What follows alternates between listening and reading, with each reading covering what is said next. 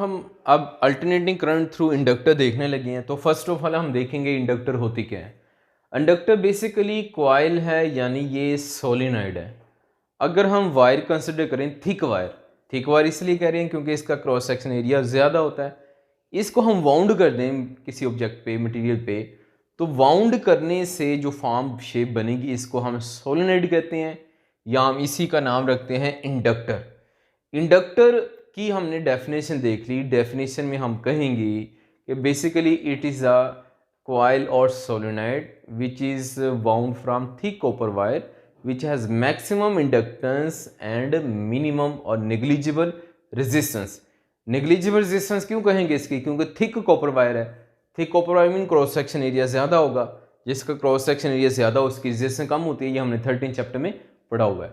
ठीक है, self inductance ज़्यादा होगी मतलब इसमें बैक ईएमएफ ज़्यादा आएगी। स्टूडेंट्स, यहाँ पे हम कंसिडर करते हैं एसी सर्किट जिसमें इंडक्टर कनेक्ट करते हैं। तो ये अल्टरनेट वोल्टेज सोर्स है, इसके साथ हम कनेक्ट कर देते हैं इंडक्टर। ये इंडक्टर का सिंबल है। ठीक है, अब इसके साथ हम ये सर्किट कंप्लीट कर दिया। ठीक है, अब इसमें चूंकि इंडक्टर लगाई हुई है तो करंट फ्लो करेगा। ठीक है, करंट अल्टरनेटिंग करंट है, तो अल्टरनेटिंग करंट हमने पढ़ा हुआ है I equal to I naught sine omega T. ये अल्टरनेटिव करंट इस इंडक्टर में से फ्लो करेगा। अल्टरनेटिव करंट है चूंकि इसमें करंट चेंज होगा। अब ये जो जिस वायर से बनी हुई है इंडक्टर, हमने कहा कि ये थिक कॉपर वायर है। थिक कॉपर वायर है। थिक वायर अगर है तो इसका मतलब इसका क्रॉस सेक्शन एरिया ज़्यादा है। अगर इसका क्रॉस सेक्शन एरिया ज़्यादा है, V is equal to I R होता है, और R इज इक्वल टू हमने ये पढ़ा हुआ है रो एल ओवर ए होता है। अब अगर क्रॉस सेक्शन एरिया ज़्यादा है तो थिक वायर है ना, थिक वायर में क्रॉस सेक्शन एरिया ज़्यादा है तो रेजिस्टेंस निग्लिजिबल हो जाएगी, कम हो जाएगी, लेकिन सेल्फ इंडक्टेंस ज़्यादा होगी। ठीक है, कम हो गई रेजिस्टेंस लेकिन सेल्फ इंडक्टेंस ज़्यादा है। सेल्फ इंडक्टेंस का ज़्यादा का मतलब वही है जो लेंस इस्लाम में बताता है। मतलब इसमें करंट चेंज होगा, इसमें बैक ईएमएफ आ जाएगी। वो बैक ईएमएफ अपोज करेगी अप्लाइड वोल्टेज को, तो उस बैक ईएमएफ ज़्यादा होने को हम कहेंगे सेल्फ इंडक्टेंस ज़्यादा है यहाँ पे। ठीक है, तो ये देख लिया हमने रेजिस्टेंस नेग्लिजिबल है। रेजिस्टेंस नेग्लिजिबल है, अप्रॉक्सीमेटली ज़ीरो है। जब ये बात होगी तो इस दौरान हम कहते हैं कि अब ये जो वोल्टेज हमने अप्लाई किए हुए हैं और जो इसमें बैक ईएमएफ आएगी इंडक्टर में करंट चेंज होने की वजह से, 15 चैप्टर में हमने पढ़ा हुआ है इसमें बैक ईएमएफ है कि करंट चेंज होने से जो बैक ईएमएफ आती है करंट चेंज होने की वजह से, वो बैक ईएमएफ अप्लाइड वोल्टेज के इक्वल होती है। कब इक्वल होती है? जब रेजिस्टेंस क्या हो इसको थिक कॉपर वायर की, निग्लिजिबल हो या अप्रोक्सीमेटली ज़ीरो हो, तो ये अप्लाइड वोल्टेज और बैक ईएमएफ इक्वल आ जाते हैं। और बैक ईएमएफ का फॉर्मूला हमने पढ़ा हुआ है, क्या होता है? L into delta I over delta T होता है, और नेगेटिव भी आता है। नेगेटिव का मतलब अपोज करती है। अगर नेगेटिव को रिमूव कर दूँ तो ये मैग्नीट्यूड हो जाएगी। ठीक है, तो ये अगर इधर हम पुट कर दें तो ये आ जाएगा V इज इक्वल टू, ये बैक ईएमएफ का फॉर्मूला ये इधर पुट कर दें तो ये आ जाएगा L into delta I over delta T आ जाएगा। ठीक है, अब ये हमारे पास वोल्टेज का फार्मूला बन गया। अब ये वोल्टेज का जो फार्मूला है, इधर से अगर मैं L सेल्फ इंडक्टेंस है क्योंकि कांस्टेंट है, अगर इक्वालिटी से मल्टीप्लाई करें तो प्रोपोर्शनलिटी आ जाएगा, तो प्रोपोर्शनलिटी आएगा तो यहाँ पे ये बन जाएगा वोल्टेज किसके डायरेक्टिव क्वेश्चन हो गया, time rate of change of current के डायरेक्ट आ गया। अब इधर से ना मैं अगेन स्लोप वाला स्लोप की बात करता हूँ। यहाँ पे स्लोप का जनरल फॉर्म लिखते हैं delta Y over delta X, और अगर मैं यहाँ से अगर वैल्यूज पुट करना शुरू करूँ तो डेल्टा वाई है तो इधर डेल्टा आई है, तो इधर डेल्टा आई लिख लेते हैं। डेल्टा एक्स है तो इधर डेल्टा टी है, तो यहाँ पर डेल्टा टी लिख लेते हैं। तो delta I over delta T किसके इक्वल होता है? ठीक है, ये आप जानते हैं delta I over delta T किसके इक्वल है? अगर आप देखें तो वोल्टेज के इक्वल है या वोल्टेज के डायरेक्ट है। तो यहाँ पे इस टॉपिक में मैं स्लोप की बात करूँगा तो ये स्लोप मीन वोल्टेज होगा।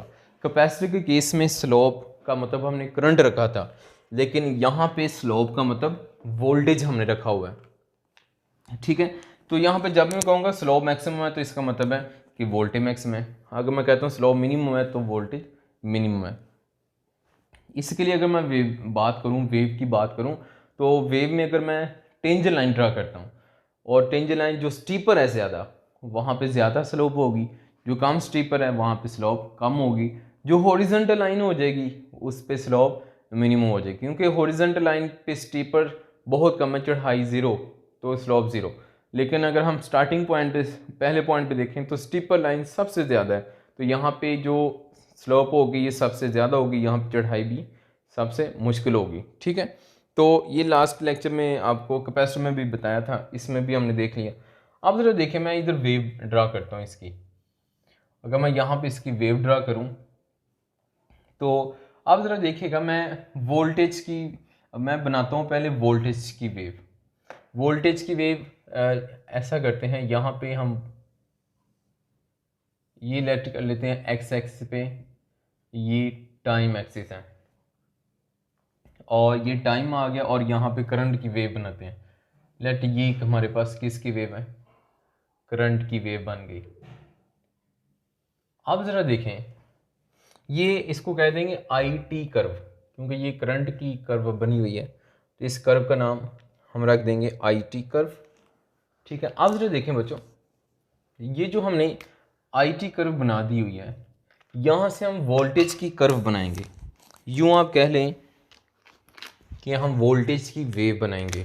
तो बनाते हैं वोल्टेज की वेव, तो स्लोप को देखेंगे, स्लोप मैक्सिमम तो वोल्टेज भी मैक्सिमम। अब मैं स्लोप के लिए टेंजेंट लाइन ड्रा करूँगा, तो इधर मैं टेंजेंट ड्रा करता हूँ, ये आएगा यहाँ पे और ये इधर को, फिर ये यहाँ पर आ रहा है, फिर ये यहाँ पे आ रहा है।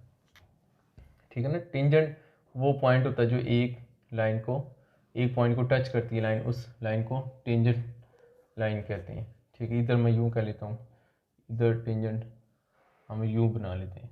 ठीक है, इधर टेंजेंट यू बना लेते हैं। आप ज़रा देखें, यहाँ पे स्टीपर सबसे ज़्यादा है, तो यहाँ पे सबसे ज़्यादा इसकी स्लोप आएगी। स्लोप मैक्सिमम होगा तो वोल्टेज भी मैक्सिमम होगा। ठीक है, तो यहाँ पे जो वोल्टेज आएंगे, यहाँ पे मैं पॉइंट बना लेता हूँ। ठीक है, अब यहाँ पे हॉरिजॉन्टल है, हॉरिजॉन्टल के लिए मैंने आपको बताया स्टीपर स्लोप जो होती है वो ज़ीरो होगी, तो यहाँ पे स्लोप ज़ीरो होगी। जब स्लोप ज़ीरो होगी तो यहाँ पे वोल्टेज भी क्या हो जाएगा, ज़ीरो, तो ये यहाँ पे वोल्टेज ज़ीरो। अब ये नेगेटिव, यहाँ पे ओ से ए पॉइंट कह लेते हैं, ओ से ए की तरफ जब जाएंगे तो ये डिक्रीज हो रही है, लेकिन है पॉजिटिव, डिक्रीज हो रही है और है पॉजिटिव। लेकिन अब ए से बी आएगी तो ये क्या कर रही है, इंक्रीज हो रही है, लेकिन नेगेटिव स्लोप होगी, कि नेगेटिव एक्सिस में जाएगी ये स्लोप।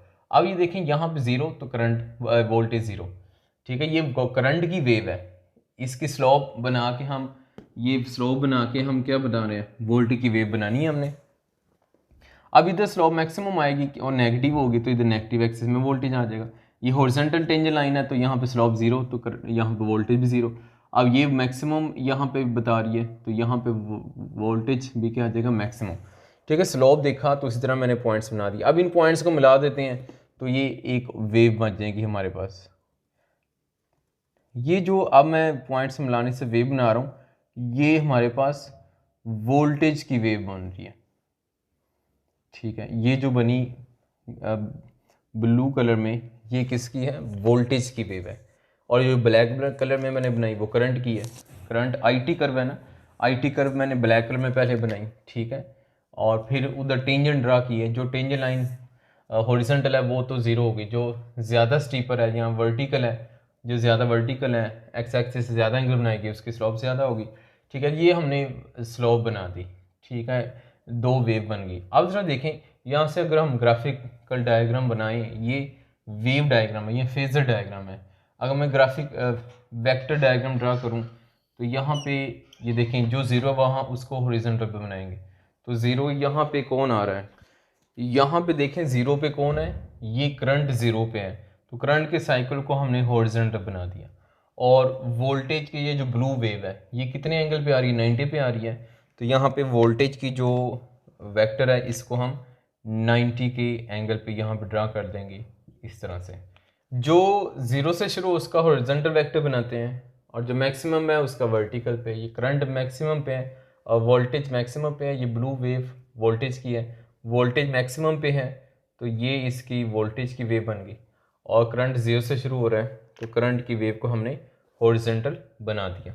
अब इधर से भी देखें तो वोल्टेज कितना एंगल आगे है, 90 डिग्री आ गया, तो हम कहेंगे इस केस में वोल्टेज लीड करता है, voltage lead current by angle π/2, या इसी को हम क्या कहते हैं 90 डिग्री कहते हैं। यूँ भी कह सकते हैं, जो पीछे है उसको लैग कहते हैं, पीछे कौन है, करंट है, हम कहेंगे current lag the voltage by π/2, इस तरह से भी हम कह सकते हैं। अब इसका मतलब क्या, इसका कंसेप्ट क्या है, ये जो लीड और लैग कर रहा है, इसका बेसिकली कंसेप्ट क्या है। अगर हम देखें इंडक्टर की बात करें, ये जो डायग्राम हमने ड्रा की हुई है, तो इंडक्टर में अगर आप देखें तो सबसे पहले क्या होता है, यहाँ पे वोल्टेज आता है इंडक्टर के क्रॉस सबसे पहले वोल्टेज आएगा, और जो वोल्टेज इसमें सबसे पहले आएगा वही वोल्टेज क्या करता है, ये आगे करंट बनाता है इंडक्टर में। ये इंडक्टर है लेट, ठीक है, ये इंडक्टर हमने कंसिडर की हुई है। इस कंडक्टर में पहले क्या आएगा, वोल्टेज आएगा, और मैक्सिमम वैल्यू पहले वोल्टेज की रीच होगी, फिर उसके बाद क्या होगा, इसमें करंट की मैक्सिमम वैल्यू होगी, और हम देखेंगे, और जब इधर वोल्टेज ज़ीरो हो जाएगा तो करंट क्या हो जाएगा, मैक्सिमम हो जाएगा। ठीक है, तो करंट इसमें देखते हैं कि सबसे पहले इंडक्टर में वोल्टेज मैक्सिमम वैल्यू रीच करता है, फिर बाद में करंट मैक्सिमम वैल्यू रीच करता है, तो इसलिए हम कहते हैं वोल्टेज लीड करता है करंट को बाय एंगल π/2। अगर एंगल की वैल्यू 90 डिग्री आप पुट करके देख लें फार्मूला में, तो वोल्टेज ज़्यादा ही आएगा। ठीक है, तो फार्मूला ये है ना, ये हमने लिखा हुआ है V = V0, ये फार्मूला है V = L ΔI/ΔT है, और ये करंट का फार्मूला है I = I0 sin ωt। ठीक है, करंट के लिए अगर आप फार्मूला पुट कर लें, ठीक है, और वोल्टेज के लिए लगा लें, तो वोल्टेज के लिए हमने पढ़ा हुआ है V = V0 sin ωt होता है, ये वोल्टेज के लिए फार्मूला है। और हम अगर एंगल की वैल्यूज पुट करें, ठीक है, अगर वोल्टेज कितना एंगल लीड करता है 90, sin 91, तो V0 आ जाएगा, और ये करंट जो है वो ज़ीरो पे होगा, तो जब एंगल वोल्टेज का 90 है तो तब करंट का एंगल इधर ज़ीरो बना है, इधर ज़ीरो पुट करें, sin 0 0, तो करंट ज़ीरो आ जाएगा, मतलब करंट वोल्टेज लीड करेगा, करंट लैग करेगा। तो ये हम देखते हैं कि वोल्टेज में इंडक्टर में वोल्टेज लीड करते हैं और करंट लैग करता है, मतलब इंडक्टर में सबसे पहले क्या होगा, वोल्टेज मैक्सिमम वैल्यू रीच करेगा। यहाँ पे इंपॉर्टेंट जो वर्ड है वो मैक्सिमम है, वोल्टेज पहले मैक्सिमम वैल्यू रीच करेगा, इसलिए हम कहते हैं वोल्टेज लीड करता है, फिर बाद में करंट मैक्सिमम वैल्यू रीच करेगा, इसलिए हम कहते हैं करंट लैग करता है। कैपेसिटर में भी यही था, कैपेसिटर में भी हमने कहा था कि करंट लीड करता है, लेकिन करंट मैक्सिमम वैल्यू पहले रीच करता है, इस वजह से उधर करंट लीड करता है कैपेसिटर में, लेकिन इंडक्टर के केस में वोल्टेज लीड करता है क्योंकि ये पहले मैक्सिमम वैल्यू रीच करता है। कैपेसिटर में क्या हमने पढ़ा था कि करंट मैक्सिमम होता है, क्योंकि वहाँ पे क्या होता है, जब चार्जिंग होती है तो पॉजिटिव चार्ज एक प्लेट पे आता है, मज़ीद पॉजिटिव जाता है, फिर और मज़ीद पॉजिटिव आता है, रिपल्शन होती है, तो वहाँ पे क्या होता है, चार्ज ज़्यादा स्टोर होना शुरू हो जाता है, तो रिपल्शन होना शुरू हो जाती है, करंट स्लो होना शुरू हो जाता है। लेकिन इधर क्या कंसेप्ट है, यहाँ पे जो हम कहते हैं कि जब इसमें करंट चेंज होगा, फॉर्मूला ये है ना, करंट चेंज होगा, तो करंट चेंज होने से क्या आएगा, बैक ईएमएफ आ जाती है, आपको पता है, और वो बैक ईएमएफ किसके इक्वल है, अप्लाइड वोल्टेज के इक्वल है।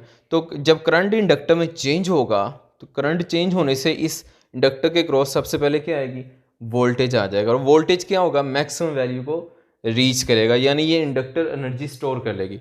अब यहाँ पे देखें, मैं कहता हूँ ये जो पॉइंट आ रहा है, ये जो मैंने इधर शो किया हुआ है, यहाँ पे वोल्टेज क्या है, ज़ीरो है, लेकिन करंट क्या है, मैक्सिमम है। ठीक है, मैं इधर कहता हूँ वोल्टेज क्या आ रहा है, ज़ीरो, लेकिन करंट क्या आ रहा है, मैक्सिमम आ रहा है। अब इधर ये पॉइंट क्या बता रहा है कि वोल्टेज ज़ीरो है, करंट मैक्सिमम, ये क्या बात हुई, इसका मतलब ये है कि जब इंडक्टर में ये देखें करंट ज़ीरो हो गया, ठीक है, यहाँ पे वोल्टेज क्या हो गया, वोल्टेज ज़ीरो हो गया। जब वोल्टेज ज़ीरो होगा, करंट फिर भी फ्लो कर रहा है, इसकी क्या रीज़न है, क्योंकि आपको पता है इंडक्टर एनर्जी स्टोरिंग डिवाइस है, जब इसमें करंट फ्लो करता है तो इसमें क्या होता है, मैग्नेटिक फील्ड आती है, मैग्नेटिक एनर्जी ये इंडक्टर अपने अंदर स्टोर कर लेती है। जब वोल्टेज ज़ीरो हो जाता है तो वो जो एनर्जी स्टोर हुई होती है इंडक्टर में, वो करंट को क्या करवा रही होती है, फ्लो करवा रही होती है।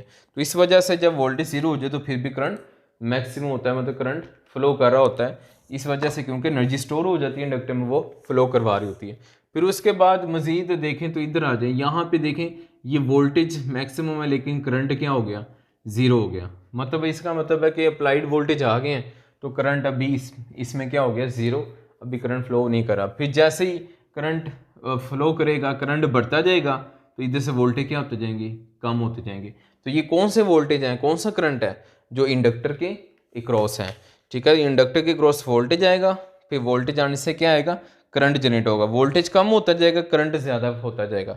ठीक है, फिर वोल्टेज ज़्यादा होंगे, करंट क्या होता जाएगा, ज़्यादा। वोल्टेज ज़्यादा हो गया, करंट कम होता जाएगा। यूँ कह लें ये वोल्ट इंडक्टर के क्रॉस वोल्टेज और करंट क्या हो जाते हैं, इनवर्स हो जाते हैं। तो ये हमने इसको देख लिया, लीड और लैग कौन करते हैं। अब इसमें बात करते हैं हम इसकी रेजिस्टेंस की। अगर मैं रेजिस्टेंस की बात करूं तो इंडक्टर की रेजिस्टेंस को कहते हैं इंडक्टिव रिएक्टेंस। इंडक्टिव रिएक्टेंस,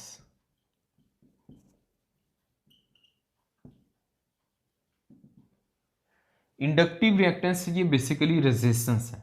इसको एक्स एल से लिखते हैं, इसका फॉर्मूला होता है ओमेगा एल, या इसका दूसरा जो हम फॉर्मूला लिखते हैं, इसका सेकंड फॉर्मूला होता है X L is equal to V over R, V over I, और ये आर एम एस वैल्यू होगी। यहाँ पे ये भी ये आर एम एस वैल्यू,